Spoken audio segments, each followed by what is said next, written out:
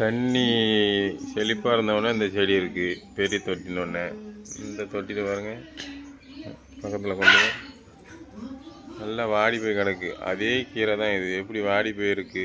இப்போ நம்ம இயற்கையோட சிறப்பை பார்க்க போகிறோம். இப்போ தண்ணி ஊற்ற போகிறோம். தண்ணி ஊற்றி கொஞ்ச நேரம் கழித்து அது எப்படி மாறுதுன்னு மட்டும் பாருங்கள். எப்படி இருந்தனா இப்படி ஆகிட்டுன்ற மாதிரி சூப்பராக தலை ஆயிரும். இங்கே ஒருத்தங்க கிடக்காம்பாங்க, வாடி போய் கிடக்கனா தண்ணி இல்லாமல். தண்ணி ஊற்றியாச்சு. கொஞ்ச நேரம் கழிச்சு எப்படி ஆகுதுன்னு பார்க்க போகிறோம். நல்ல ஜம்முன்னு ஆகிட்டு ஆக போகிறேங்க. இந்த செடியும் பாருங்கள், எப்படி வாடி போய் இருந்தவ எப்படி பசுமையாக ஆகிட்டு ஆக பாருங்க.